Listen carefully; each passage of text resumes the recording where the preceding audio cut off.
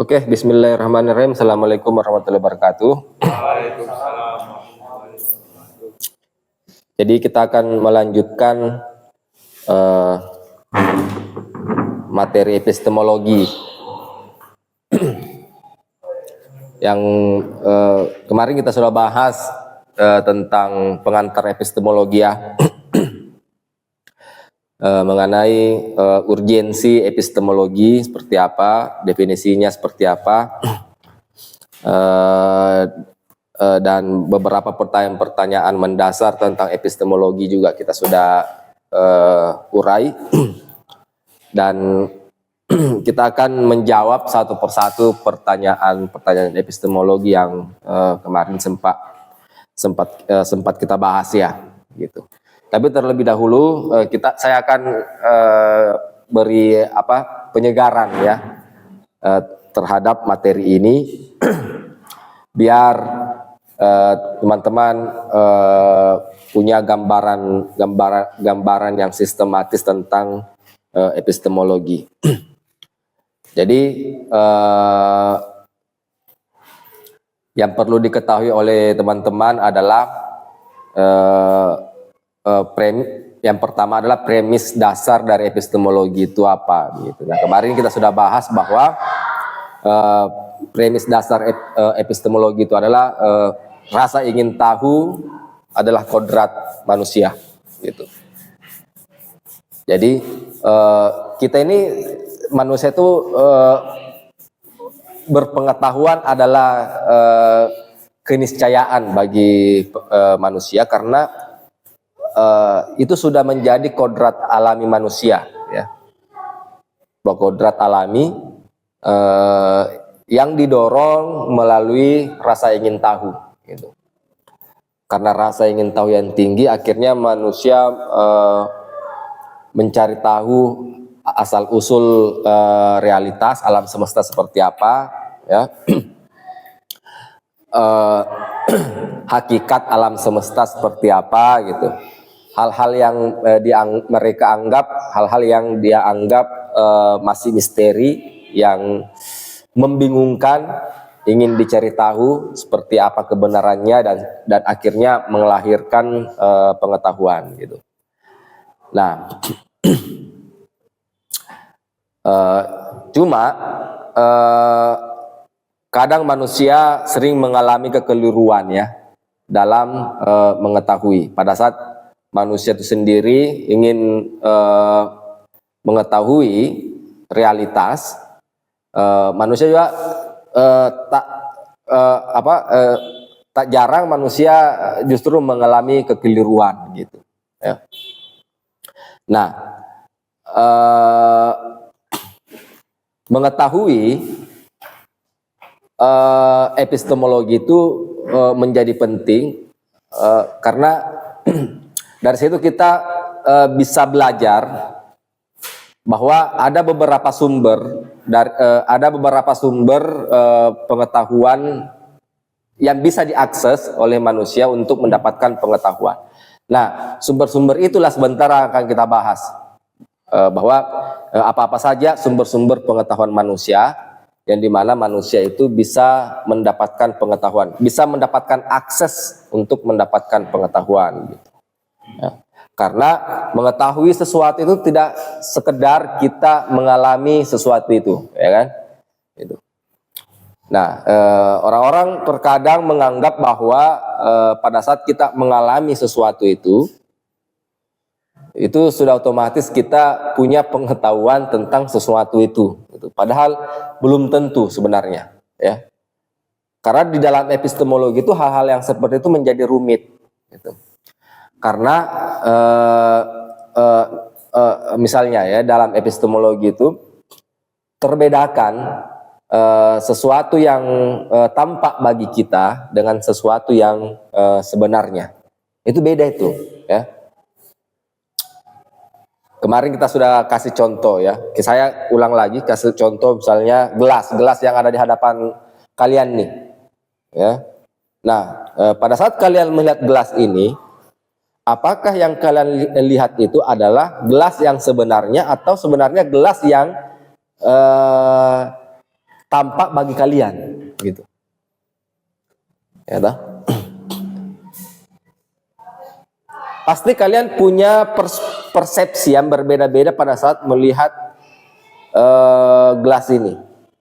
Di sebelah kiri pasti beda cara melihat gelas ini dengan yang di sebelah kanan, ya toh? Gitu. Sama dengan misalnya saya melihat gelas ini dari perspektif saya itu pasti akan berbeda, begitu. Kenapa? Karena ya kita masing-masing punya pengalaman tersendiri tentang gelas ini, gitu.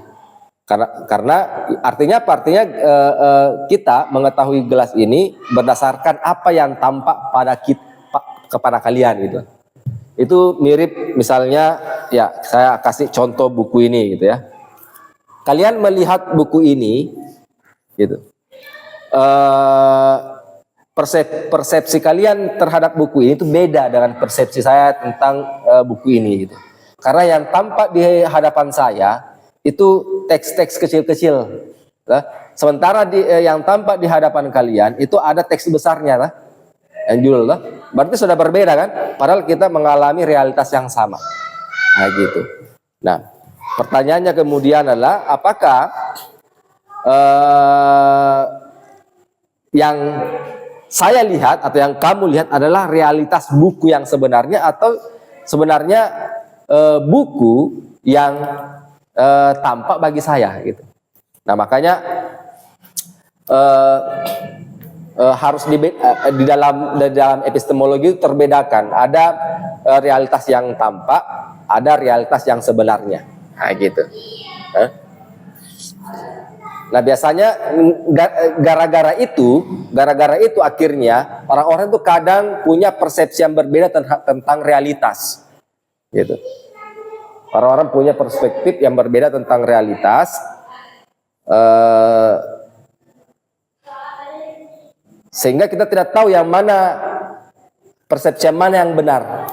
Gitu. Sementara kita sebagai manusia menginginkan kebenaran yang mutlak, kebenaran yang absolut, gitu.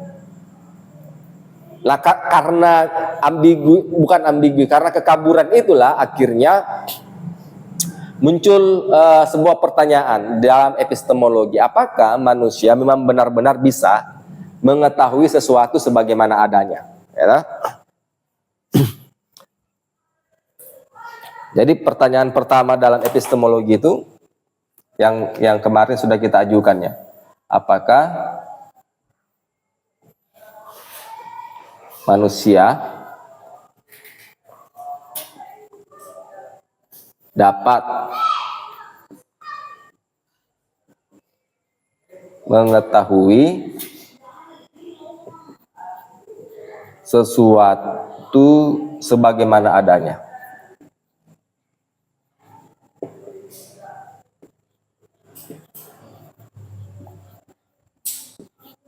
Itu.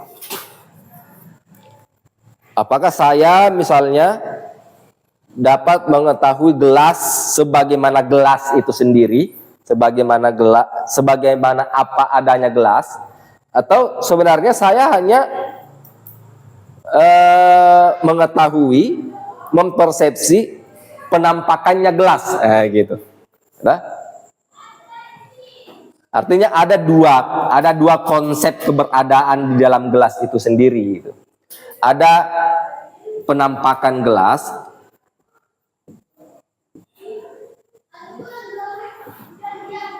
ada gelas yang sebenarnya, gitu. Gelas yang sebenarnya.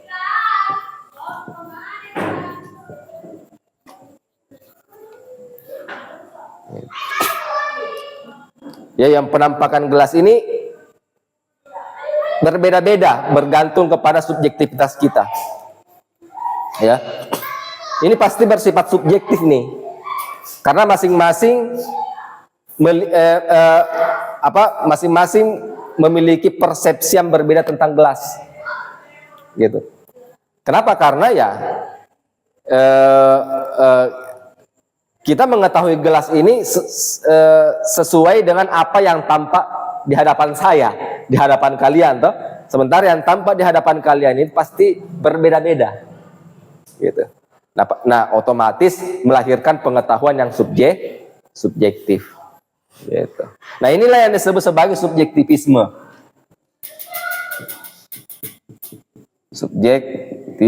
Subjektivisme. Nah, inilah yang disebut sebagai subjektivisme.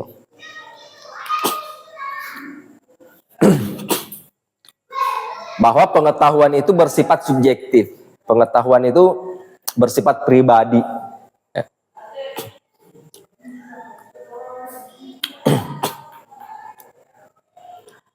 Bahwa pengetahuan itu bergantung kepada persepsi kita, persepsi manusia, bergantung kepada pengalaman individual manusia, gitu. Karena setiap orang selalu punya kecenderungan yang berbeda-beda dalam mempersepsi sesuatu, sehingga apa? Sehingga pengetahuan itu sifatnya subjektif. Karena bersifat subjektif, maka pengetahuan antara satu orang dengan orang yang lain bisa berbeda-beda. Nah, kita tidak tahu nih yang mana yang punya kebenaran mutlak di antara masing-masing orang ini, karena masing-masing orang ini punya pengalaman yang berbeda-beda terhadap sesuatu itu. Ya, itulah yang disebut sebagai subjektivisme. Ini pandangan epistemologinya.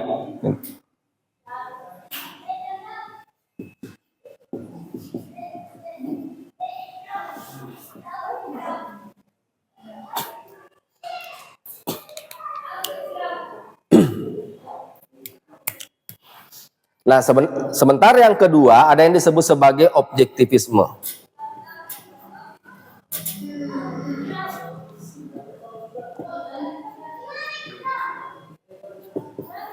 Yang memandang bahwa manusia itu bisa mencapai pengetahuan yang objektif.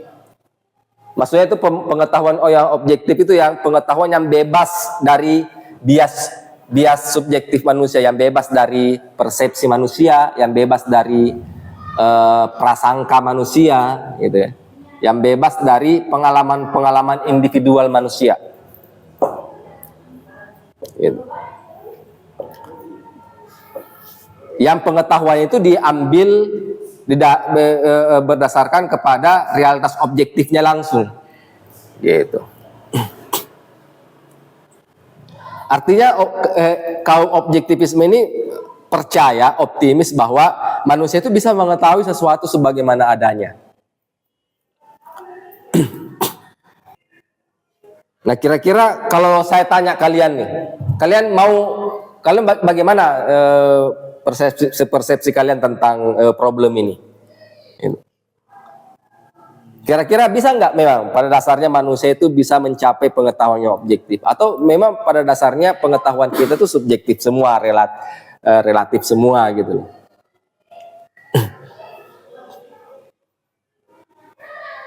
Kira-kira bagaimana kalau kalian memikirkan problem ini, posisi yang terbaik itu di mana kira-kira?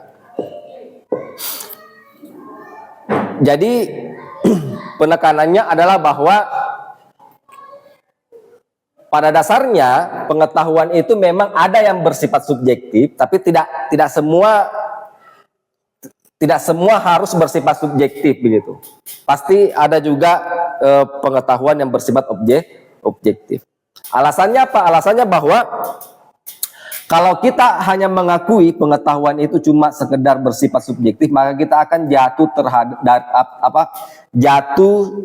sangat rentan jatuh terhadap relativisme.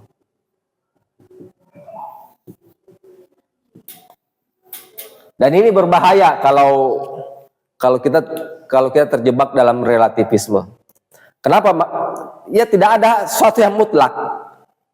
Ya. Tidak ada sesuatu yang pasti. Gitu. Kita tidak punya. Kita akhirnya ragu ada yang disebut sebagai pengetahuan yang absolut. Gitu.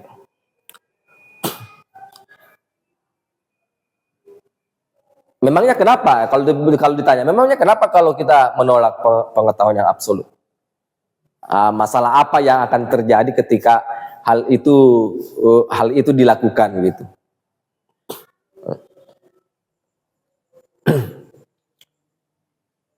Ya, maka segala sesuatu itu tidak pasti gitu. Malah kita rentan terjebak di dalam nihilisme, gitu ya, yang menganggap bahwa moral itu tidak ada, gitu ya, keyakinan itu tidak ada, gitu. Suatu kepastian itu tidak ada, gitu. Jadi segala sesuatu ini kita anggap tidak ada, gitu ya. Itu yang disebut sebagai nihilisme.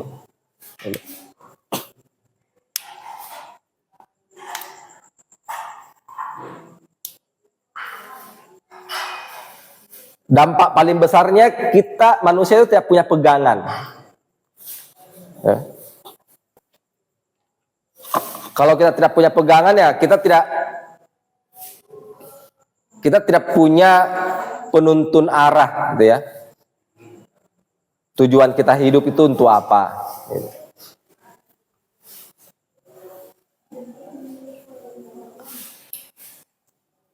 Apa yang seharusnya saya lakukan di dalam hidup ini? Tidak ada. Jadi kita tidak punya konsep tentang teleologis gitu, tujuan hidup seperti apa. Mohon maaf, kalian akhir-akhir ini banyak orang yang bunuh diri. Ya, akhir-akhir ini ya. Gitu. Itu sedikit banyak orang-orang yang bunuh diri itu karena merasa bahwa mereka itu tidak punya lagi arah dalam hidup begitu. Mereka itu sudah ragu, saya masih punya tujuan untuk hidup nggak sih? Ya toh? Gitu. Coba bayangkan ketika orang-orang sudah merasa tidak punya lagi tujuan hidup. Ya, satu-satunya jalan untuk satu-satunya hal yang harus dia ambil keputusan adalah bunuh diri. Ya ngapain saya hidup, tujuan hidup saya sudah tidak ada, ya kan? Nah, itu bahayanya ketika kita terjebak dalam relativisme. Ya. Relativisme ekstrim. Relativisme itu membuat kita rentan terjebak dalam skeptisisme gitu ya. Skeptisisme radikal yang akhirnya membawa kita juga terjebak dalam nihilisme, yang memandang bahwa tujuan hidup itu sudah tidak ada, moralitas itu sudah tidak ada. Apa yang disebut sebagai kepastian, apa yang disebut sebagai pegangan hidup itu sudah tidak ada. Kita akhirnya tidak lagi punya arah tujuan untuk hidup gitu. Padahal kenapa kita masih hidup di dunia ini? Kenapa kalian masih hidup? Nah, karena kalian masih punya alasan untuk hidup, itu sederhananya. Saya masih hidup di dunia ini, ya. Saya masih ingin hidup di dunia ini karena saya masih punya alasan untuk hidup. Ada banyak hal yang masih ingin saya capai. Ya. Ada hal yang saya ingin kejar di dunia ini sehingga saya belum mau mati gitu loh. Ya. Artinya saya percaya tentang bahwa hidup ini punya tujuan. Gitu. Nah, orang-orang yang terjebak dalam relativisme itu rentan jatuh terhadap nihilisme yang menganggap bahwa hidup ini sudah tidak punya tujuan gitu.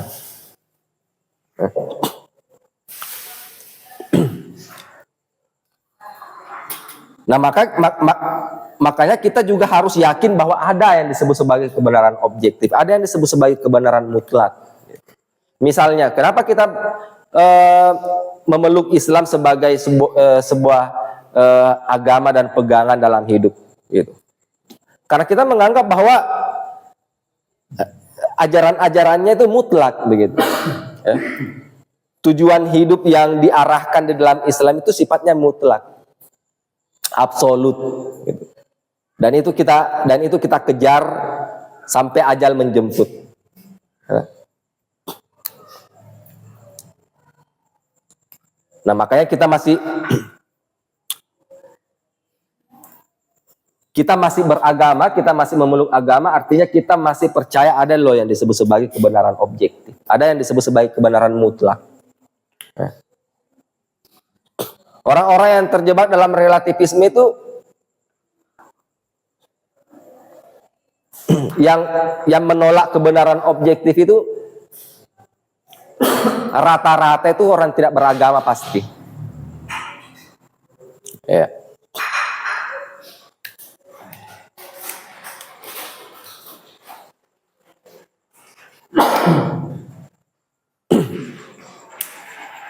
Terus bagaimana dengan saintifik? Bagaimana dengan para ilmuwan? Para ilmuwan itu percaya loh kebenaran objektif.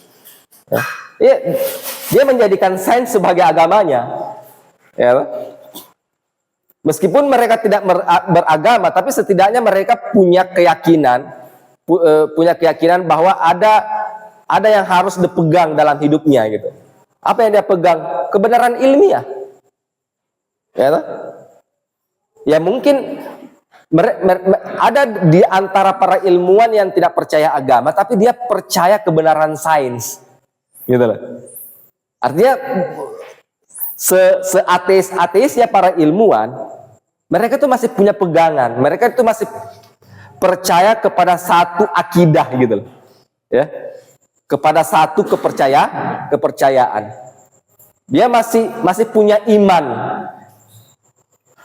Meskipun tidak mengimani Tuhan, tapi dia mengimani sains. Gitu. Artinya mereka masih butuh pegangan. Gitu. Tapi orang-orang yang terjebak dalam relativisme itu, mereka sudah tidak percaya lagi bahwa manusia itu bisa sampai pada kebenaran objektif yang konsekuensi paling radikal, mereka itu sudah tidak lagi punya pegangan. Nah, kenapa kita belajar epistemologi? Itu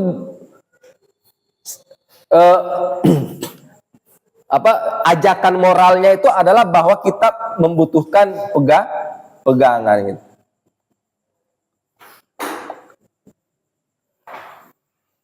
Kita butuh sesuatu yang perlu diimani untuk keselamatan kita dunia dan akhirat gitu loh. Ya. Dan kita karena ia akan menjadi pegangan, karena ia akan menjadi iman bagi diri kita, maka dia tidak boleh salah. Paham maksud saya? Ya. Pegangan itu tidak boleh salah. Fondasi yang menjadi tatanan dalam hidup kita tidak boleh salah. Gitu. Supaya tidak boleh salah, maka kita harus mengenali apa yang kita imani. Untuk mengenali secara benar apa yang kita imani, maka kita harus melihat bangunan epistemologinya. Gitu. Apakah bangunan epistemologinya sudah benar atau tidak?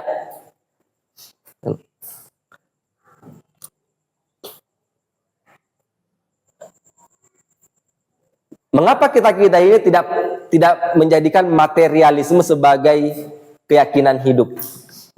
Karena kita merasa bahwa basis epistemologi materialisme itu lemah, ya, sehingga kita tidak meyakininya.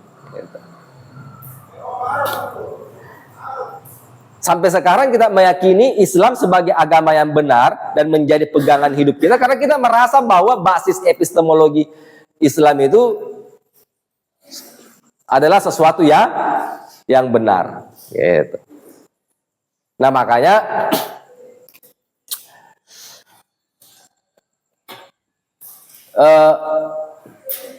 pegangan inilah yang kita sebut sebagai ideologi. Ideologi ini terbentuk dari pandangan dunia yang kemarin kita sudah bahas kan.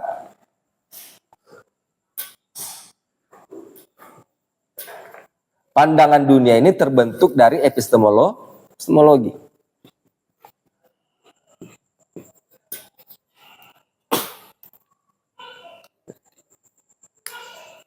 Epistemologi yang kita pilih akan menentukan cara kita memandang dunia.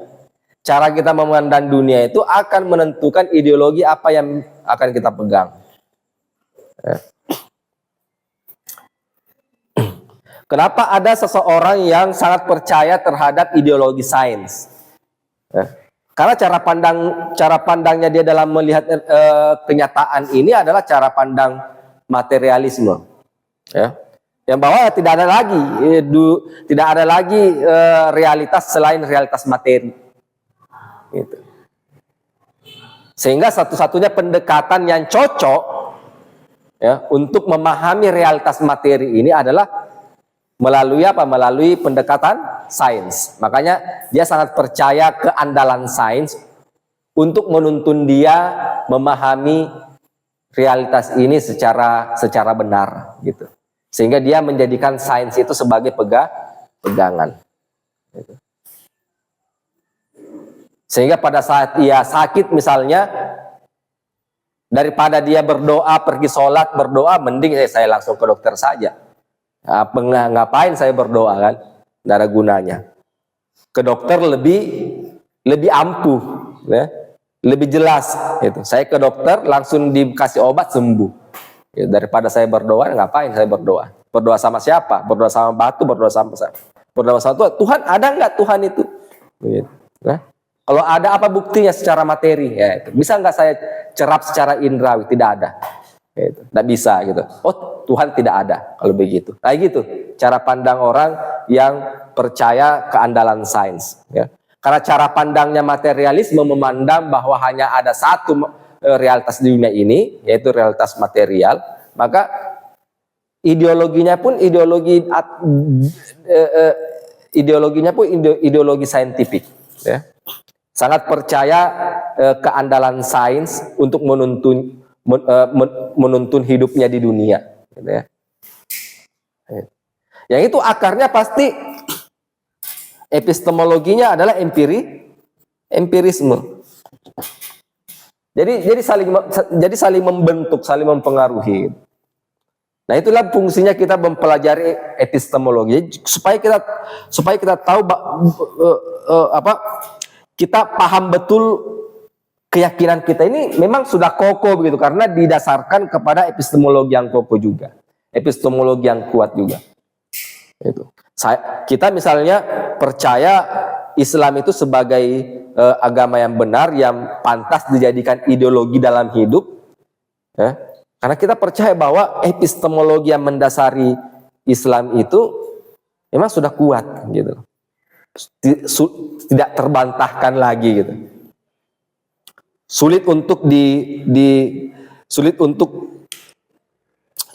dicari kelemahannya, gitu. Sehingga kita percaya bahwa Islam ini sudah betul menjadi keyakinan ideologis kita yang bisa menuntun hidup kita ke arah yang benar, gitu.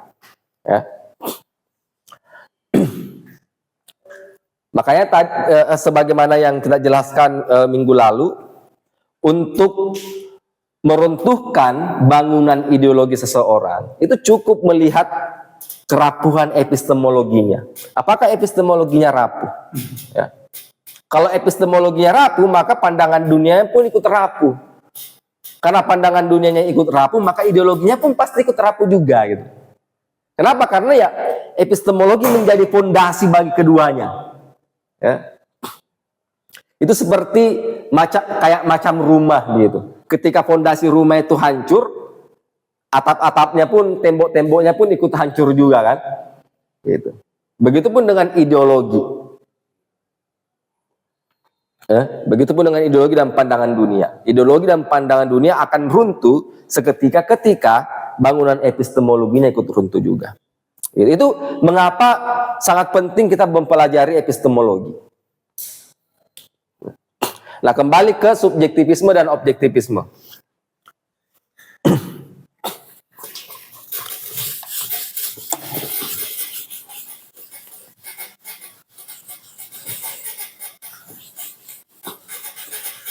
Kalau ditanya, apakah memang benar-benar ada orang-orang yang memperjuangkan subjektivisme? Itu ada di dalam sejarah filsafat, itu ada. Malah di Yunani kuno pun sudah ada yang seperti itu, yang kita kenal sebagai kaum sofis di abad 5 sebelum Masehi. Saat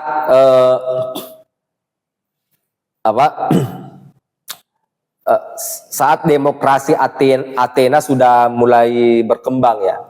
Pada saat waktu itu Athena sudah mengimplementasikan demokrasi. Di situ pula kaum sofis juga tumbuh begitu. Kenapa? Karena masyarakat waktu itu sudah mulai membutuhkan kecakapan berpolitik dan berretorika. Sementara kaum sofis itu orang-orang yang pandai di bidang politik, orang-orang yang pandai di bidang retorika gitu.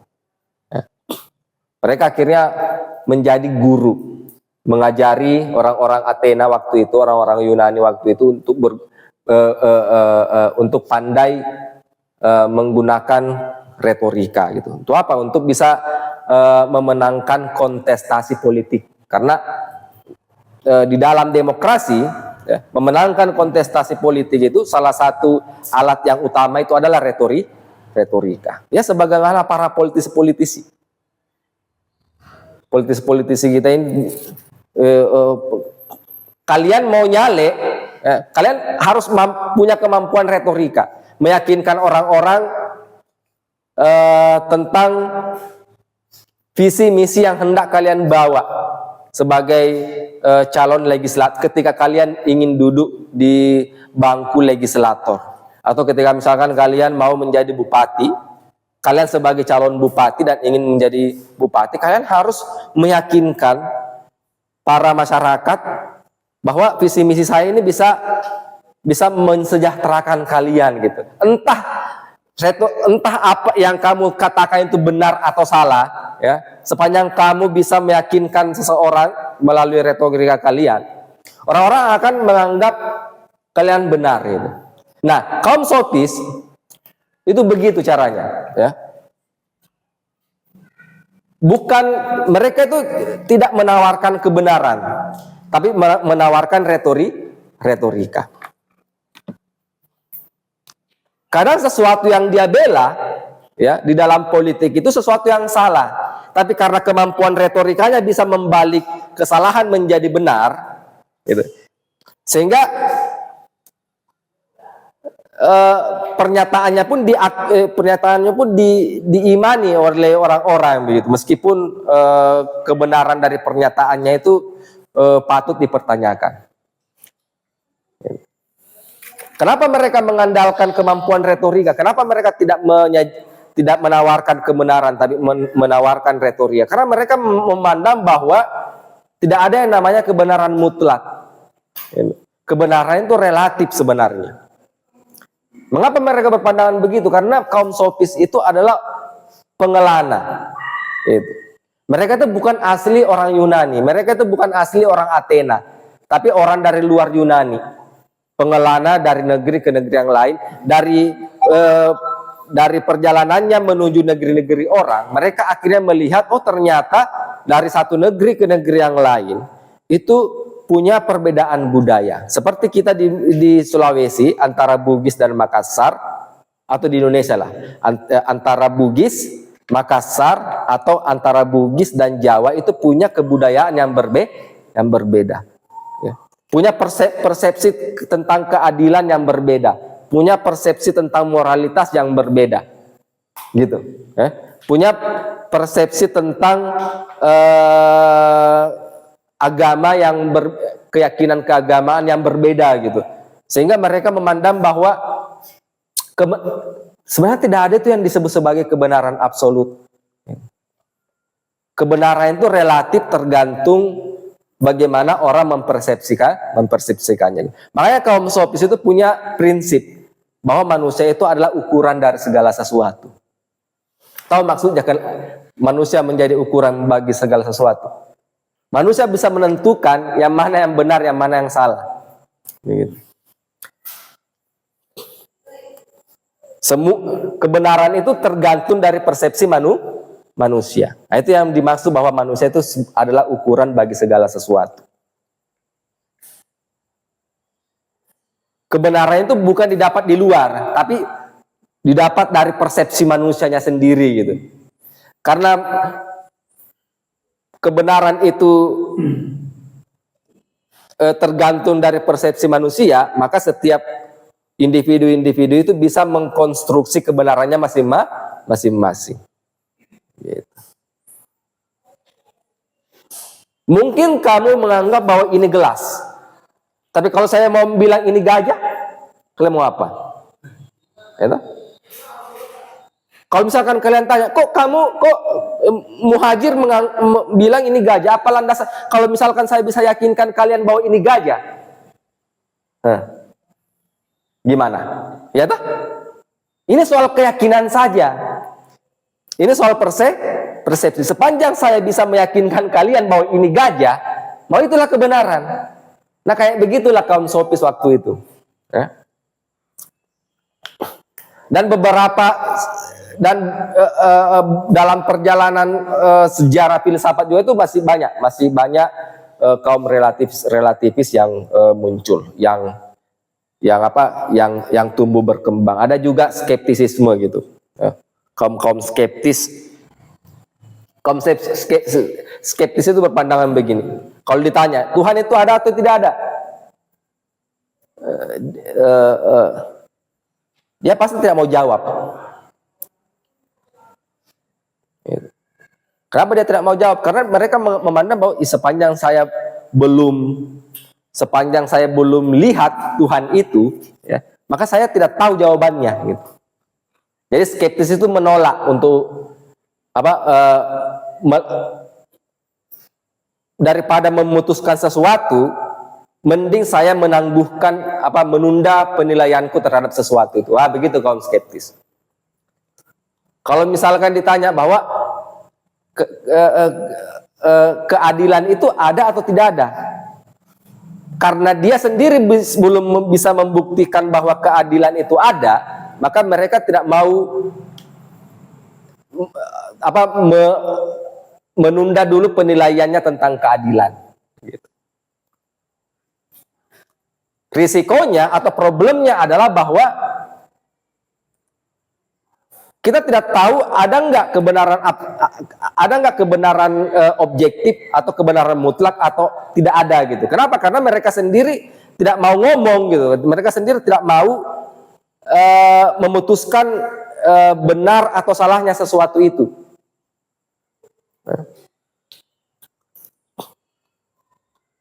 Sederhananya begini, kalau misalkan ateisme ditanya Tuhan itu ada atau tidak ada, maka kaum ateisme itu menganggap tidak ada.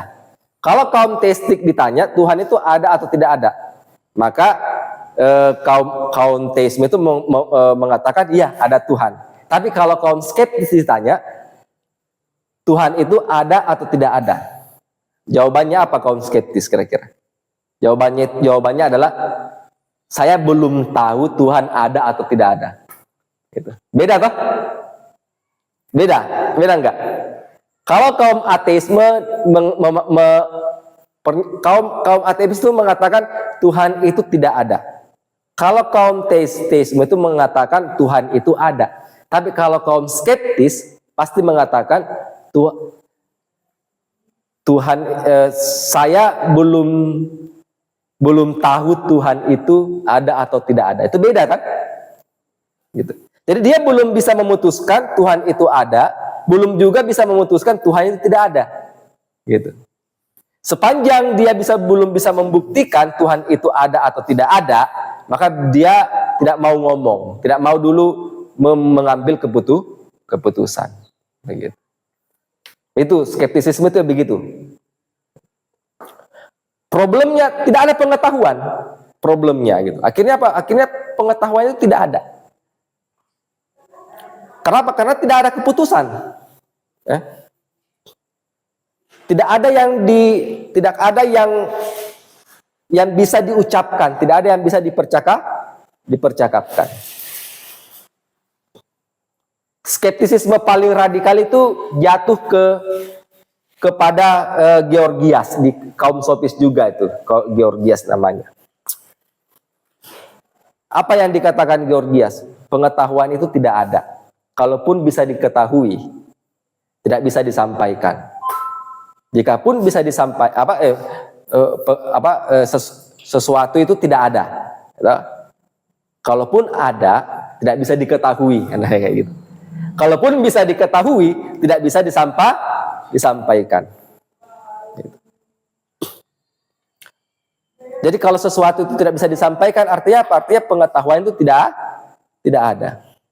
Pengetahuan itu hanya dianggap bisa ada sepanjang pengetahuan itu disampaikan. Gitu. Iya tak? Kalau ide-ide kita itu di dalam kepala kita tidak disampaikan nih, bagaimana caranya orang tahu kan? bahwa ada loh yang disebut sebagai biologi gitu, ada yang disebut sebagai sosiologi. Kalau misalkan para pakar-pakar sosiologi dan biologi ini tidak menyampaikannya gitu, ya kan? Akhirnya pengetahuan tidak berkembang akhirnya kan? Gitu.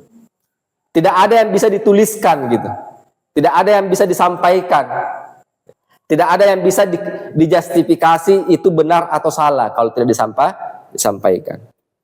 Gitu.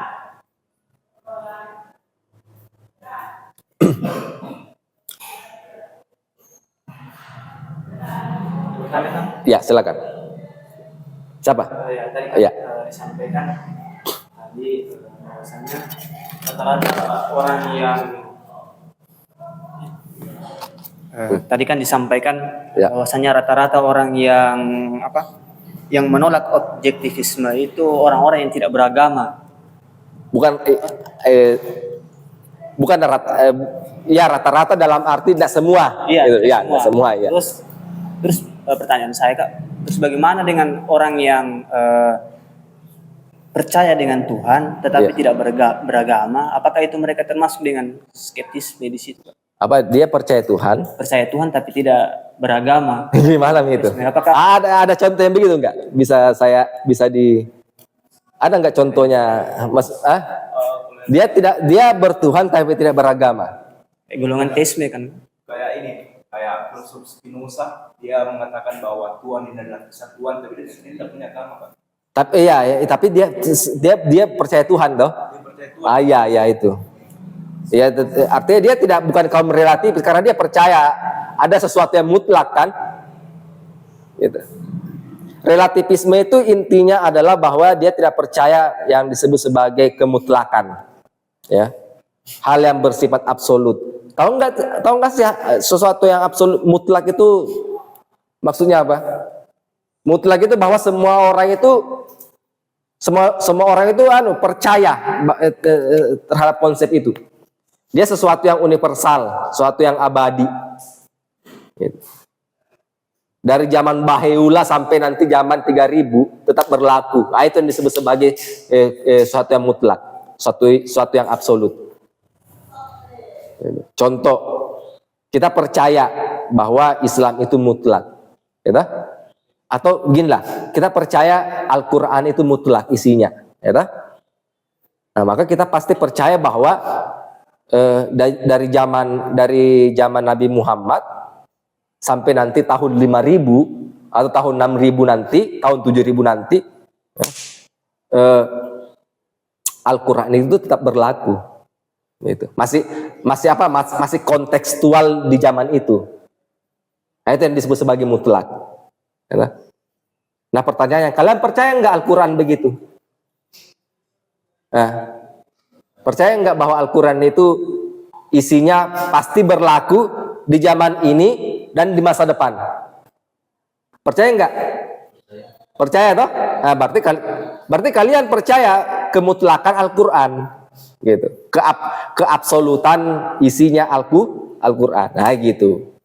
Berarti kalian mau mau kamu skeptis terhadap Irfan mau kalian skeptis terhadap yang di sebelahmu, mungkin kamu skeptis terhadap pernyataan saya, kamu tidak akan terjebak dalam relativisme sepanjang kamu percaya ada satu yang mutlak yang kamu pegang di dunia ini gitu. Kamu bisa skeptis terhadap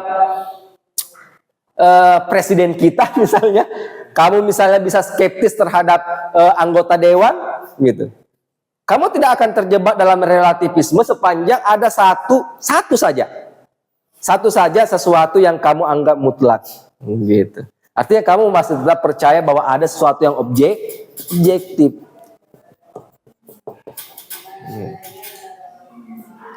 Ada sesuatu yang mutlak, ada sesuatu yang tidak termakan zaman begitu. Ya silakan. Gimana misalkan tentang perdebatan zaman sekarang itu, kalau agama itu disandingkan dengan sains, misalkan kayak zaman Renaissance dulu itu, Ya. ketika ilmu pengetahuan sedang berkembangnya, bangkitnya sains itu, kalau di Eropa kan dulu di abad pertengahan kan kebenaran itu sifatnya otoritas begitu, authority based truth istilahnya. Ya, Kan ya. kalau gereja hanya mempunyai kebenaran, dan ketika ada yang bertentangan itu bisa dibasmi lah begitu. Ya. Cuman kan kalau kita lihat sejarahnya sains kan juga berdarah-darah Kak. Misalkan kalau Galileo itu dia kan mengembangkan teori heliosentris yang dimana bertentangan dengan otoritas gereja. Ya. Namun karena sekarang sudah terbukti bahwa matahari lah pusat alam semesta, bahwa sehingga agama Kristen itu dia mengubah keyakinannya gitu. Cuman kalau kita sandingkan dengan Islam Kak, Ya. bagaimana itu Kak? Misalkan kalau ada sebuah penemuan sains yang bisa membantah misalkan yang ada di Al-Quran. Ya. Kayak misalkan apa sekarang?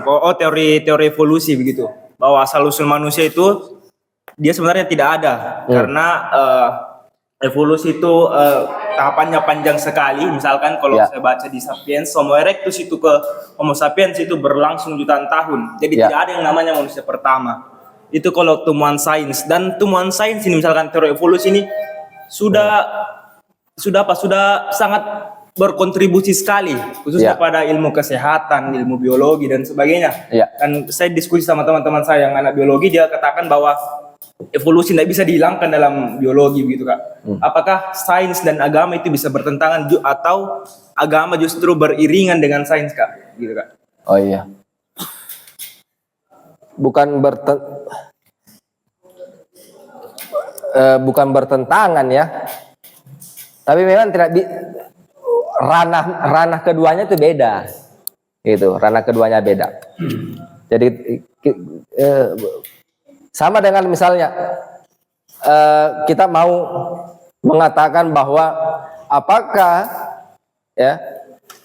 sosiologi dan biologi itu bertentangan? Nah, bisa dikatakan bertentangan sosiologi dan biologi karena ranah kajian mereka itu beda, gitu lah. Ya sama dengan agama dengan sains tidak bisa dikatakan bertentangan karena ranah kajian mereka itu beda sebenarnya. Gitu. Itulah kenapa kita tidak bisa paksakan temuan sains ya dicocok-cocokkan dengan isi Al-Qur'an, tidak bisa. Gitu. Karena tidak apple to apple ya. Tapi kan banyak yang begitu tuh. Misal waktu corona kemarin. Itu sudah ditulis dalam Al-Qur'an itu. Corona itu sudah diramalkan akan datang gitu. Coba bayangkan ya, kita bayangkan saja. Andai kata corona itu ternyata tidak ada. Itu? Berarti salah ya Al-Qur'an kalau begitu toh. Nah, itu konsep itu itu resikonya ketika misalkan kita cocoklogikan antara temuan sains dengan Al-Qur'an. Itu. Sudah benar itu Al-Qur'an sudah pernah mengatakan bahwa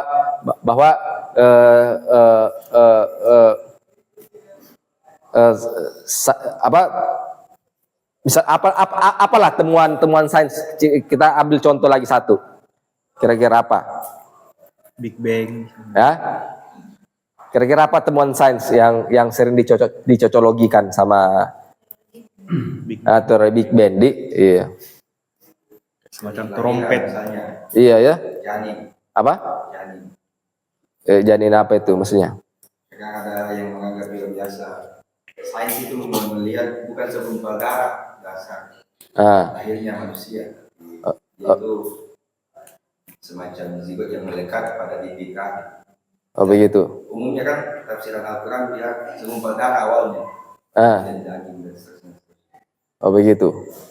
Ya begitulah atau ya Big Bang lah toh. Anggaplah misalkan ada agamawan yang cocologikan antara Big Bang dengan Al-Quran bilang, di Al-Quran sebenarnya sudah dijelaskan itu bahwa begitu proses alam.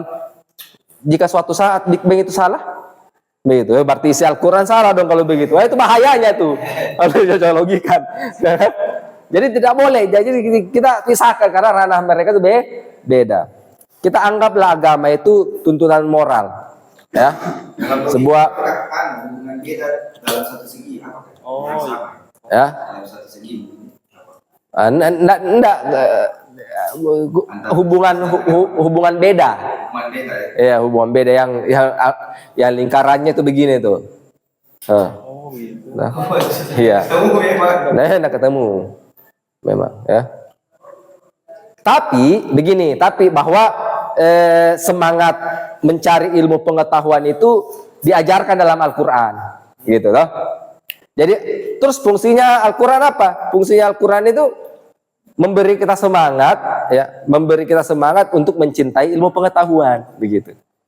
Karena Al-Quran mengajak kita untuk mencintai ilmu pengetahuan, maka kita pun juga harus mencintai sains, ya, sebagai apa? Sebagai hasanah tertinggi ilmu pengetahuan manusia, gitu. Sebagai hasanah pengetahuan manusia yang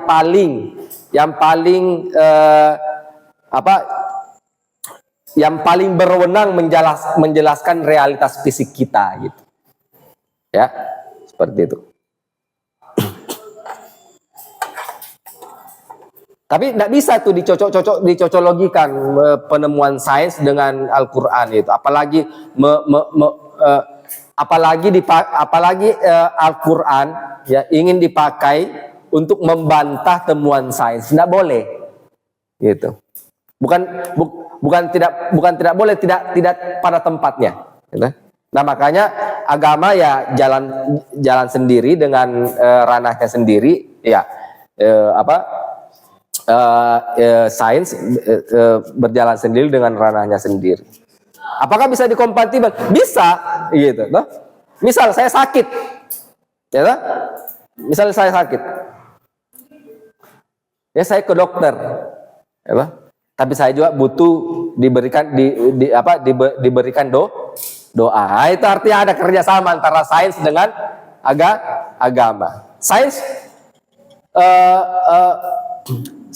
melalui kedokteran, ya, mengobati tubuh saya yang sakit. Agama melalui doa-doa kalian, ya kan, juga ikut membantu saya untuk sembuh. Nah, gitu. Kan bisa begitu loh. Ikhtiar untuk sembuh melalui sains, ya, dan dibantu ikhtiarnya juga dibantu melalui doa, ya, berarti kita pakai agama, kan bisa begitu. Kerjasama bisa tuh, kerjasama kayak gitu kan.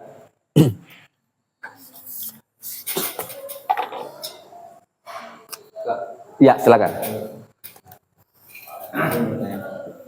Kan kemarin itu kan di dalam epistemologi itu kan akan melahirkan ideologi. Ya. Ideologi akan melahirkan pandangan dunia. Ya. Dan pandangan dunia akan melahirkan perilaku. Ya, betul. Ideologi melahirkan perilaku. Ideologi. Nah, saya melihat suatu budaya di dalam masyarakat itu bahwa masyarakat di situ perilakunya itu kayak apa Tidak mencerminkan tidak mencerminkan epistemologinya, ideologinya mungkin. Ideologinya. Ya. Nah, pertanyaannya adalah epistemologi apa mereka pakai dalam terhadap budaya tersebut? Tidak, artinya dia tidak berideologi kalau begitu. Kalau perilakunya tidak mencerminkan ideologinya, berarti dia tidak berideologi. Ya, terus bagaimana dia? Apa posisinya dia? Dia beragama kok, kayak begitu. Ya kan? Misal Islam tapi mencuri. Ya, Islam tapi mencuri, begitu toh. Atau dia Islam tapi tidak sholat, misalnya. Ya kan? Dia Islam kok. Iya, dia Islam tapi Islam apa namanya kalau begitu? Islam KTP. Ya, tapi tidak Islam tidak mengalir menjadi ideologi dalam dirinya. Karena kalau kita sudah menjadikan Islam sebagai ideologi, berarti dia akan menentukan perilaku kita gitu. Ya. Jadi pakai dengan kacamata Islam lah kita melihat baik dan buruk, ya toh? Dengan kacamata Islam itulah kita memperlakukan orang lain seperti apa, ya toh? Dengan kacamata Islam itulah, dengan ideologi Islam itulah kita bertindak di bumi ini seperti apa. Nah, kayak gitu. Kalau misalkan Islam mengatakan bahwa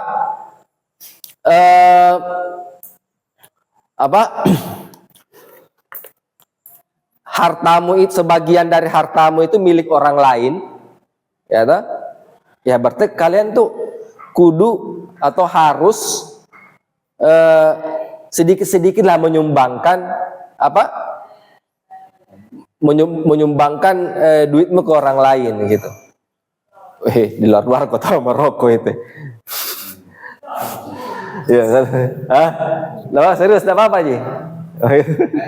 Oh gitu. Oh ya ada Ji masanya. Oh iya. Gitu kan?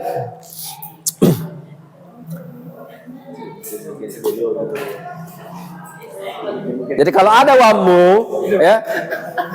Jadi kalau ada wamu ya sumbangkanlah ke fakir miskin, ya toh? Itu atau ke orang-orang yang membutuhkan begitu.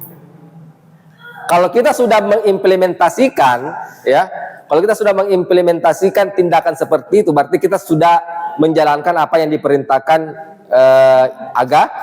agama, gitu. Ya. Berarti kita sudah menjalankan agama itu sebagai ideologi. Gitu.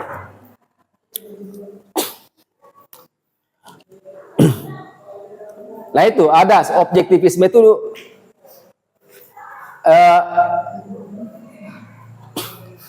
konsekuensi dari objektivisme itu kita menerima realisme, ya.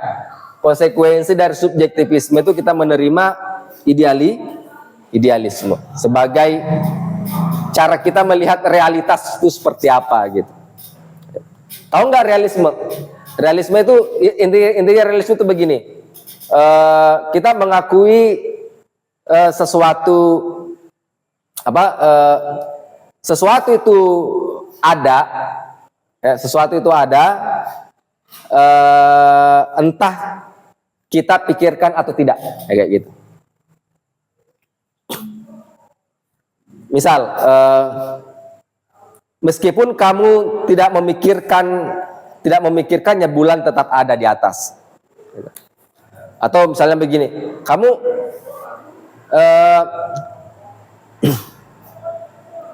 kamu tahu nggak bahwa saya pelihara kucing? Gitu.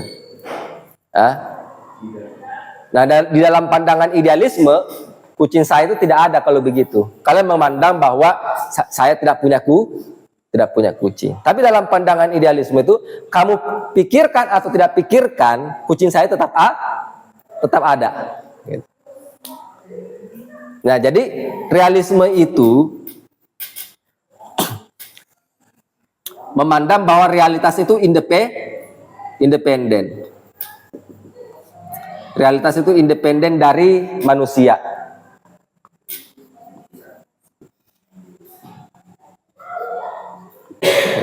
Sementara idealisme itu memandang realitas itu tidak independen, bergantung kepada persepsi manusia. Realitas bergantung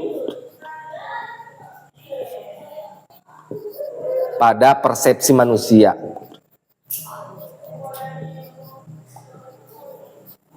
Ini di bidang epistemologi itu begitu.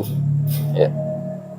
Jadi kalau realisme itu percaya bahwa realitas itu independen dan tidak bergantung kepada persepsi manusia.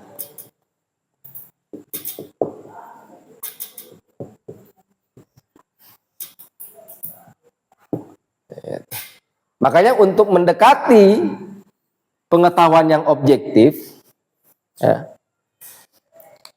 pengetahuan yang objektif itu hanya bisa tercapai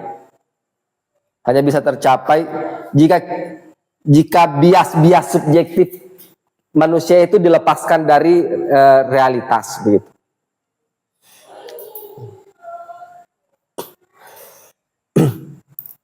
Sementara kalau kita memandang bahwa realitas itu selalu bergantung pada persepsi manusia, maka kita pasti selalu menganggap bahwa kita hanya bisa mengetahui sesuatu itu sepanjang dipersepsi oleh manusia. Maka pengetahuan itu pasti tidak bisa lepas dari bias subjektif manusia. Kenapa? Karena ya kita hanya bisa tahu sesuatu itu jika dipersepsi oleh manusia. Kalau tidak dipersepsi oleh manusia itu maka pengetahuan tidak ada. Gitu. Paham kan? Bagaimana dengan hubungannya dengan Apa? dinamika ilmu pengetahuan kontemporer? Ya. Justru berarti yang sekarang tumbuh adalah subjektivisme. Karena misalnya dari tradisi critical studies atau masa praktik, Ya. menganggap bahwa pengetahuan itu tidak terdiri dalam ruang hampa. Ya, konstruksi. Iya, dia dikonstruksi oleh subjektivitas kita, kebudayaan. Iya. Iya, benar. Makanya mereka itu meragukan sains. Mereka itu mengkritik sains itu yang memandang bahwa sains itu bisa bebas nilai dalam pengertian bahwa bisa bebas dari bias subjektif manusia, prasangka, ya toh, persepsi. Persepsi itu kan itu berarti kalau kita mempersepsi sesuatu berarti itu kita sudah menilai sesuatu itu berdasarkan pikiran kita sendiri, kan begitu?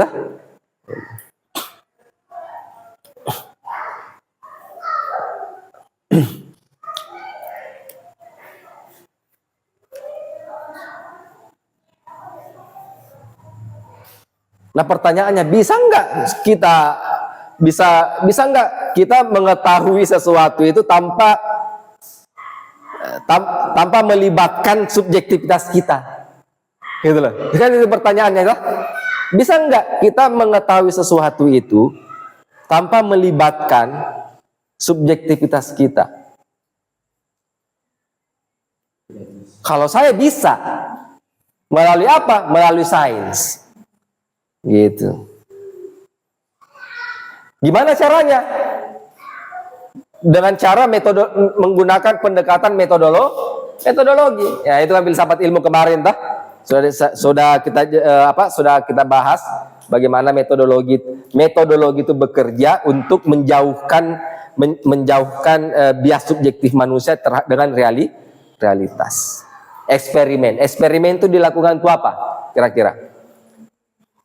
Eksperimen itu kenapa ilmuwan memerlukan eksperimen untuk meneliti realitas, gitu. Karena melalui eksperimen itulah melalui eksperimen itu bias subjektif peneliti itu bisa dihindarkan, gitu. Ya, jadi ini peneliti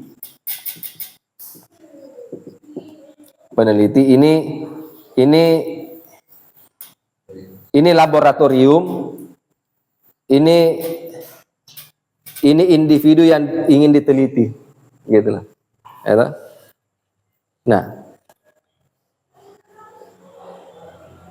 nah ini menjauhkan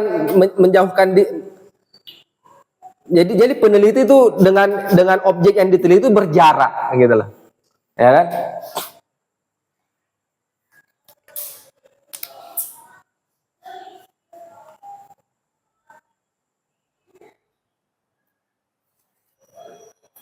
Maka peneliti, itulah kenapa peneliti membutuhkan statistik. Jadi biarkan statistik yang mengambil kesimpulan, ya toh? Bukan kita, kan? Gitu. Ah? Ya, karena statistik itu sudah matematika itu sudah punya rumusnya, kan? Rumusnya untuk mengambil kesimpulan, begitu.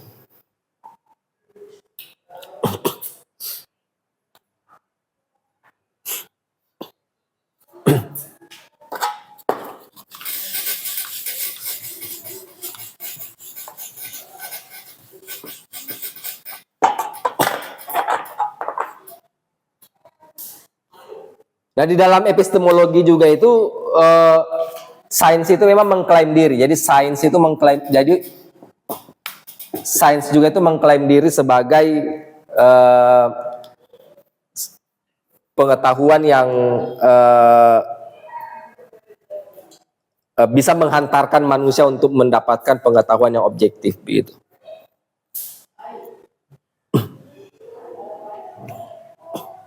Nah, tapi nanti itulah kita akan bahas nanti jika ada kesempatan untuk kita bahas filsafat ilmu, gitu. Ada yang bertanya? Silakan. Ya. Saya ingat itu Kak, penjelasan waktu filsafat ilmu, bahkan saintis pun sendiri itu percayalah hal gaib gitu. Saya pernah ingat kalau misalkan black hole itu kan dulu Bukan hal gaib tuh dia, bukan ya. Tidak bisa diindra lah, tapi bisa dihitung gitu. Ya. Jadi misalkan mekanika kuantum, Ya. itu kan dia tidak bisa dilihat dengan mata, itu kan dihitung pakai hitung-hitungan. Iya.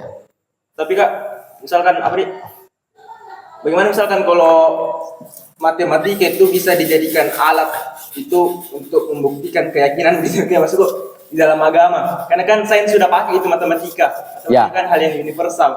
Ya. Atau apalagi misalkan DNA itu, kalau saya lihat sejarah biologi itu, itu kan dia pakai data statistik untuk menjelaskan DNA, nanti baru dia gambar model-modelnya dan sebagainya. Itu Kak, bagaimana misalkan kalau matematika itu bisa dipakai sebagai alat untuk menjustifikasi keyakinan kita, Kak? Matematika. Iya. Kayak seperti sains lah begitu. Ya. Kayak membuktikan Tuhan dengan matematika itu bisa.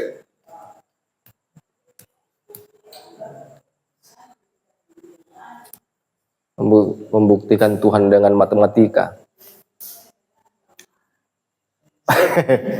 Saya pernah lihat jurnalnya siapa? Tapi begini, angka yang merepresentasikan Tuhan itu ada. 0. 0 itu tak terhingga. Jadi matematika pun percaya ada sesuatu yang tak terhingga. Apa itu? 0.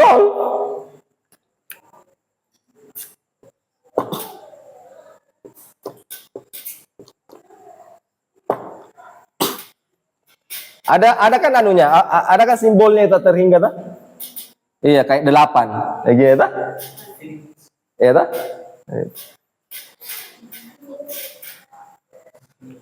Jadi ada sesuatu yang matematika juga percaya tuh konsep yang tak terhingga itu, ya tak? Yang tak terhitung.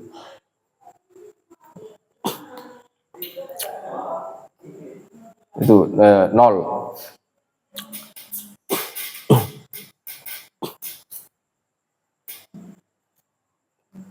Kalau 0 kan dijumlahkan dengan angka-angka yang lain tetap 0 tak? 0 lagi kan, bukan jumlah dikalikan di. Iya. 0 lagi 0 gitu. Yang bahkan ketika 1 miliar kali berapa nanti diakhiri dengan 0 ya 0 juga hasilnya, kan begitu. Tidak ada hasil, tidak angka.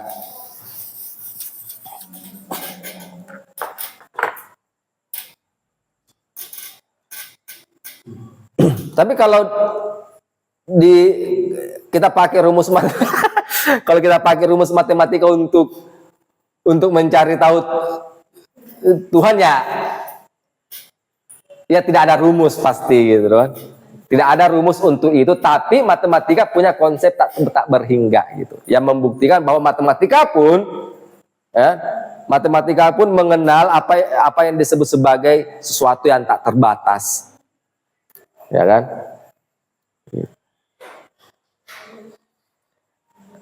Karena Tuhan itu sendiri memang tidak bisa dihitung secara kuantitatif gitu.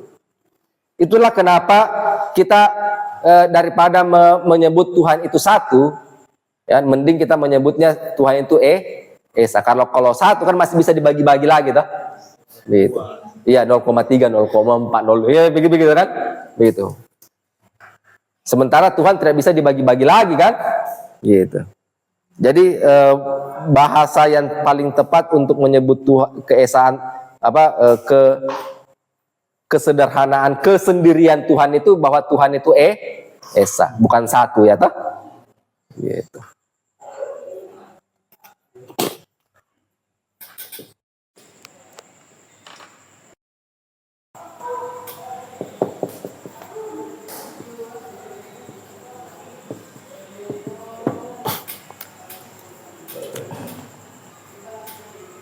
Nah, pertanyaan pertama tadi sudah, ya kan? Apakah kita bisa mengetahui sesuatu sebagaimana adanya? Nah, pandangan epistemologi terbelah antara subjektivisme dan objektivisme. Gitu. Yang bahwa kita itu menganggap bahwa memang ada pengetahuan yang relatif, ya, ada pengetahuan yang subjektif, tapi kita juga percaya bahwa ada yang disebut pengetahuan yang objektif. Kayak minggu lalu kita menjelaskan tentang kesan, sensasi, gitu. Kalian mungkin merasakan dingin yang berbeda dalam ruangan AC, ya toh? Meskipun secara subjektif kita merasakan kualitas dingin yang berbeda, tapi secara objektif suhu di dalam ruangan itu adalah 26 derajat Celcius, gitu. Itu sesuatu yang tidak bisa kita bantah. Berarti ada aspek subjektif dari suhu itu, ada aspek objektif dari suhu itu, gitu. Aspek subjektifnya apa?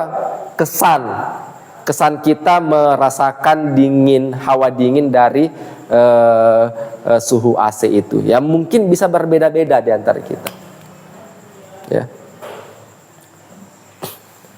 Mungkin ada yang menganggap dingin sekali, tapi ada yang memandang biasa-biasa saja, tidak dingin-dingin amat, begitu. Meskipun kualitas dingin yang kita rasakan itu berbeda, ya, tapi kita tidak bisa bantah bahwa di dalam ruangan ini, ya, dalam ruangan suhu yang dipancarkan oleh AC itu 26 derajat Celcius, ya toh? Ya sama dengan misalnya, ya kita mungkin merasakan manis yang berbeda, begitu. Tapi kita tidak bisa membantah bahwa manis itu dihasilkan oleh fitur objektif dari gula itu, ya, bahwa ada bahan-bahan kimia di dalam gula itu yang membuat kita bisa merasakan manis, gitu. Artinya manis itu tidak hadir dengan sendirinya, bos, begitu. Bukan hanya berdasarkan kesan subjektif kita tapi memang ada fitur objektif yang akhirnya membuat kita bisa merasakan manis, nah, gitu. Jadi meskipun kesan sensasi itu sifatnya subjektif, tapi sensasi itu selalu lahir dari sesuatu yang objektif, bahwa realitasnya itu ada di luar, gitu. Kita merasakan suhu yang berbeda, tapi suhu itu ada di luar, memang ada di luar itu, dan objektif, dan bisa diukur, begitu. Bisa diukur tingkatan suhunya, gitu. Ya.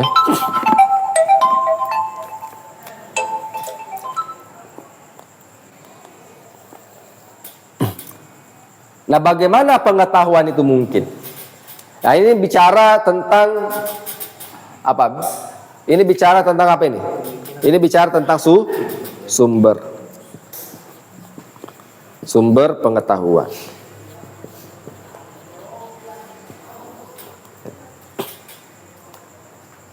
Jadi pertanyaan kedua itu adalah bagaimana pengetahuan itu mungkin?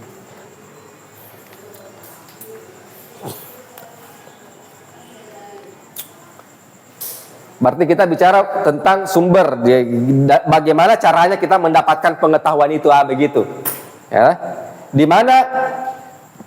mana pengetahuan itu bisa kita dapatkan? Berarti kita bicara tentang sumber pengetahuan. Gitu. Ada yang mengatakan bahwa sumber pengetahuan itu adalah rasio. Gitu. Nah, alirannya disebut sebagai rasionalisme.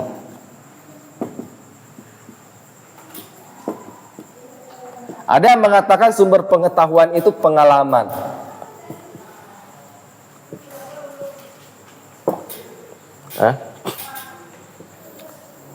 Alirannya itu adalah empirisme.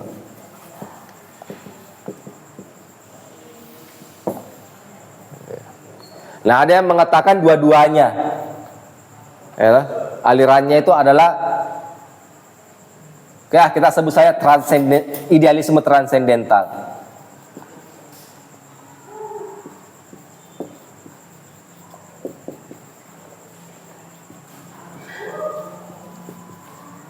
Nah, gitu. Kalau rasionalisme itu mengatakan bahwa sumber utama, sumber utama pengetahuan manusia itu berdasarkan pada rasio. Mengapa kaum rasionalisme mengatakan begitu? Karena mereka percaya bahwa akal manusia itu bisa mendapatkan pengetahuan tanpa harus melalui pengalaman. Melalui apa? Melalui bahwa dalam akal manusia itu sudah menyimpan pengetahuan yang mereka sebut sebagai ide bawaan. Gitu.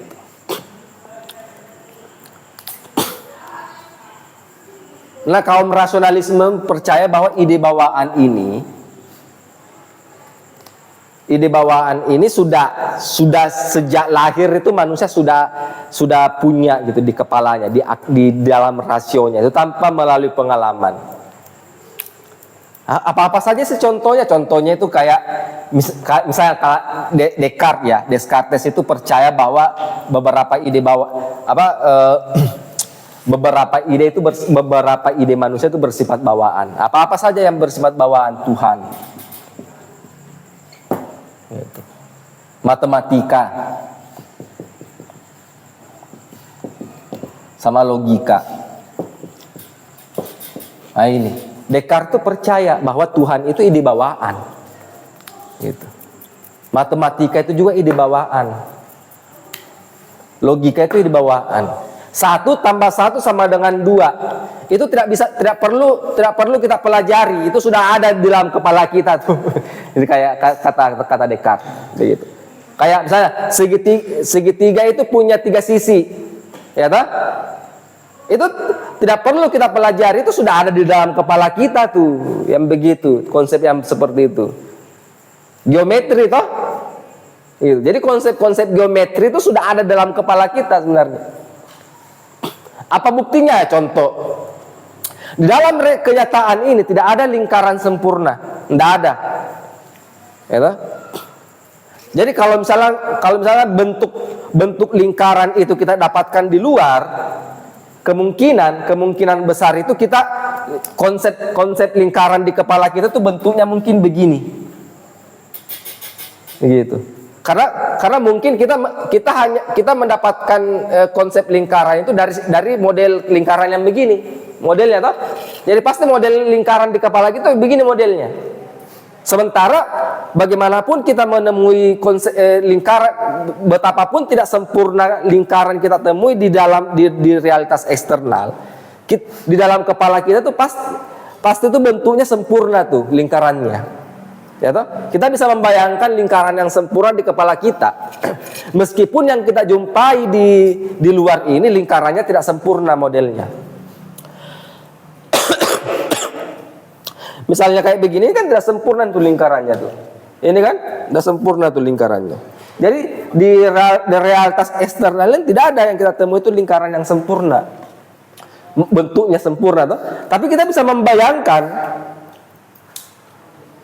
lingkaran yang sempurna itu di kepala kita tuh, itu ada tuh di dalam. Artinya apa? Kita tidak mendapatkan bentuk lingkaran yang sempurna itu di luar, karena memang tidak ada tuh bentuk lingkaran sempurna di luar. Artinya memang sejak dari dulu kita sudah punya konsep lingkaran sempurna. Artinya lingkaran itu bawaan, begitu Descartes gitu. Sama dengan logika. Contoh prinsip apa? Prinsip non kontradiksi. Ini sesuatu hanya sama dengan dirinya sendiri. Itu kalian tidak perlu pelajari. Kita sudah tahu bahwa saya itu tidak mungkin sama dengan siapa namamu lagi? Rizky. Begitu. Jangan kan anak bayi saja. Anak bayi saja itu, tahu nggak kenapa anak bayi itu menangis? Nah, Haus. Hah? Kenapa? Enggak, andai kata bayi itu melihat dirinya sendiri di luar, saya tidak menangis dia. Ya toh? Karena dia hanya melihat dirinya sendiri. Karena dia melihat sesuatu yang bukan dirinya sendiri, akhirnya menangis. Ya toh? Artinya secara instinktif bayi itu sudah punya konsep non kontradiksi, bahwa saya itu hanya sama dengan diri saya sendiri, sementara di luar ini tidak sama dengan diri saya sendiri, gitu loh. Paham saya kan? Tahu nggak fungsi dari prinsip? Tahu nggak bukan prinsip non kontradiksi, prinsip identitas? Tahu nggak fungsi dari prinsip identitas itu apa? Nah, A sama dengan A, B sama dengan B, gitu-gitu. iya. Tapi fungsinya apa? Oh, fungsinya. Fungsinya apa dalam hidup kita itu apa? Supaya kita bisa membedakan sesuatu itu dengan yang lain. Gitu. Kenapa kamu tahu bahwa botol ini berbeda dengan gelas? Iya, ada prinsip identitas itu di dalam kepala kita. Coba bayangkan tidak ada prinsip identitas, kita pasti menganggap semua ini sama gitu loh. Ya toh? Nah, justru karena ada prinsip identitas di dalam kepala kita, akhirnya kita bisa tahu bahwa segala sesuatu ini berbeda. Karena kita tahu bahwa segala sesuatu ini berbeda, akhirnya kita mencari tahu definisinya kan? Ini apa dan yang membedakan ini apa gitu. Akhirnya bisa dipikirkan. Tahu nggak konsekuensi dari ketika misalkan kita kalau kita akhirnya tidak bisa membedakan segala sesuatu ini. Kita menganggap bahwa segala sesuatu ini sama. Tahu nggak konsekuensinya apa? Nah, konsekuensinya itu bukan absurd. Tidak, pikiran kita tidak berfungsi. Begitu.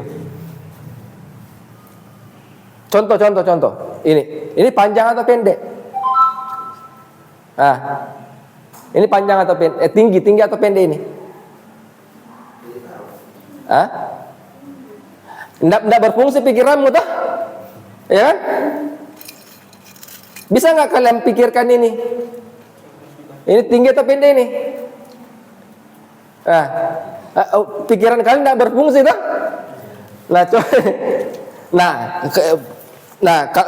Kalau akhirnya dibandingkan dengan yang lain, nah akhirnya pikiran kalian bisa menilai yang mana tinggi, yang mana yang pendek, begitu. Kenapa pikiran kalian akhirnya bisa menilai yang mana tinggi, yang mana pendek? Karena ada dua entitas yang berbeda. Pikiran kita mengenali dua entitas ini beda gitu loh. Makanya coba bayangkan ketika pikiran kalian itu menganggap dua entitas ini sama. Ya toh? Pasti pikiran kalian tidak bisa melakukan perbandingannya toh? Itu fungsinya prinsip identitas. Gitu. Kan selama ini kita pelajari prinsip logika, prinsip identitas, sesuatu hanya sama dengan dirinya sendiri, sesuatu mustahil menjadi selain dirinya. Kita kan selama ini tidak tahu fungsinya apa sih, itu kita pelajarin seperti itu. Gitu. Itu fungsinya begitu. Kita hanya bisa mengenali realitas kalau kita punya prinsip identitas. Gitu. Kalau kita tidak punya prinsip identitas, kita tidak bisa mengenali realitas. Gitu. Ada penelitian yang ternyata kucing itu menganggap diri kita itu kucing juga. Ada. Iya ada gitu loh. Ternyata kucing itu menganggap kita kucing juga loh itu. Itu. Iya. Karena mungkin prinsip identitas kucing itu lemah ya, tidak sekuat manusia kan, begitu. Iya. Sama prinsip non kontradiksi, ya. Sesuatu itu tidak mungkin sama dengan yang lain pada waktu, tempat, dan sudut pandang yang sama. Misalkan duduk sekaligus berdiri, bisa enggak? Tidak bisa. Pasti akal sehat kita menganggap tidak bisa. Nah itu kita pelajari tuh, atau memang sudah dari dulu kita sudah tahu tuh yang begitu-begitu. Nah kalau rasionalisme memandang bahwa itu bawaan kayak gitu. Itu bawaan sejak lahir. Sejak lahir itu memang sudah ada tuh di kepala kita yang begitu-begitu. Gitu. Dan saya percaya tuh yang begitu-begitu, bahwa prinsip-prinsip logika itu bawaan sebenarnya. Saya secara pribadi ya, percaya dengan itu, prinsip-prinsip bahwa Tuhan itu tidak mungkin melahirkan kita tanpa bekal. Pasti menyisipkan beberapa pengetahuan dasar, ya toh? Pengetahuan dasar untuk membantu kita mengenali realitas, gitu. Pasti Tuhan menitipkan itu.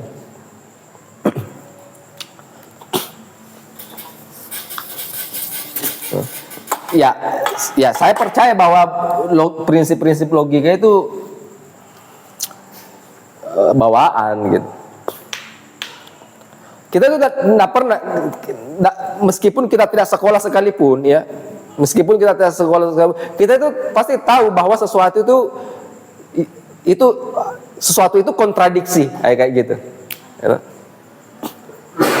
Anak kecil sekalipun itu pasti kalau ketika ditanya orang tuamu itu ada di rumah sekaligus ada di Jerman misalkan, dia juga tidak percaya dengan cara itu, karena anak kecil juga itu tahu bahwa itu tidak mungkin, sesuatu yang mustahil, karena ada prinsip non kontradiksi dalam pikiran. Cuma kita tidak sadar. Nanti kita sadar pas kita belajar logika gitu, bahwa ada apa yang begitu-begitu. Ada paling namanya prinsip-prinsip logika gitu. Nah, karena memang begitu. Kaum rasionalisme itu memandang bahwa beberapa ide manusia itu bersifat bawaan, tapi memang kadang tidak disadari gitu. Kayak misalkan Leibniz itu percaya bahwa beberapa ide manusia itu bersifat bawaan, tapi memang kita tidak sadari. Nanti disadari pada saat kita bertemu dengan realitas, gitu. Nanti kita bertemu dengan realitas, akhirnya ide-ide bawaan ini muncul, begitu loh.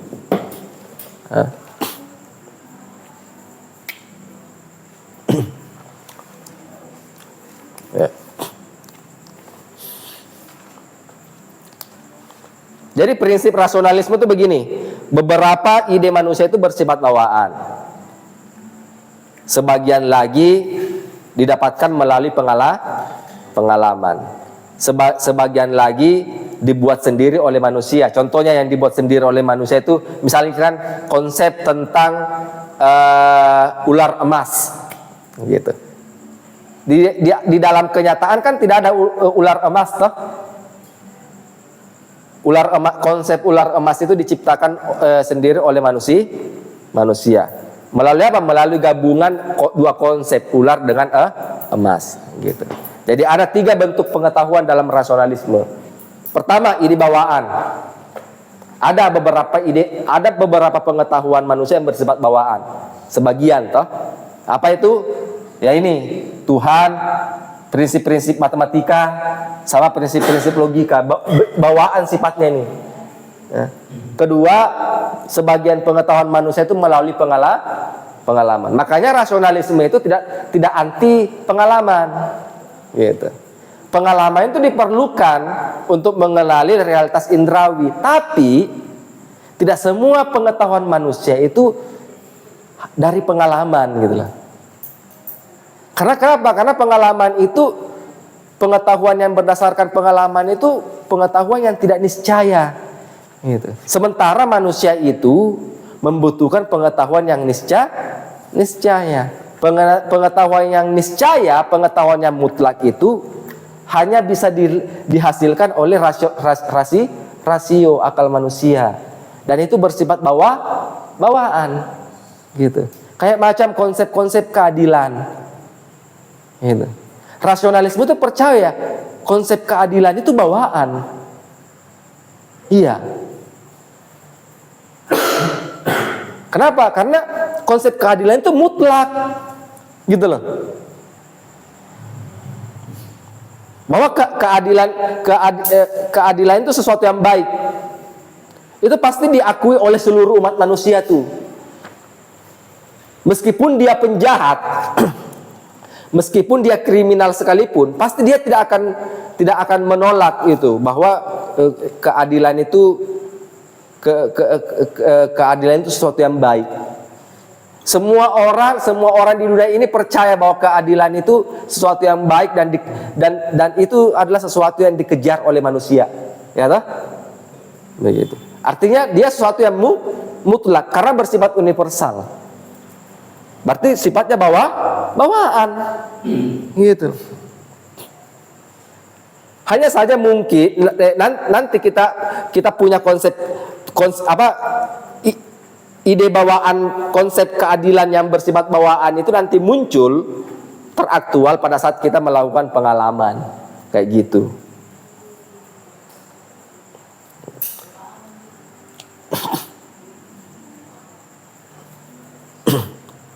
Nah, sementara empirisme kita percaya tuh yang begini-begini tuh bawaan. Mana mungkin manusia tiba-tiba punya pengetahuan tanpa melalui pengalaman. Gitu. Ya enggak boleh lah, harus melalui pengalaman dulu, baru manusia bisa punya ide gitu. Nah, makanya kaum empirisme itu menolak ya namanya konsep tentang ide bawaan itu. Nah, seperti apa?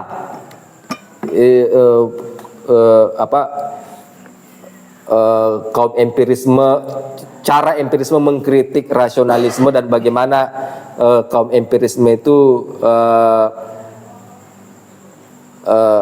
mengkonstruksi konsep-konsepnya tentang sumber pengetahuan. Nanti minggu depan kita akan lanjut ya, karena waktu sudah sudah 22 lewat lah. Tapi kalau ada yang mau bertanya, satu saja pertanyaan silakan.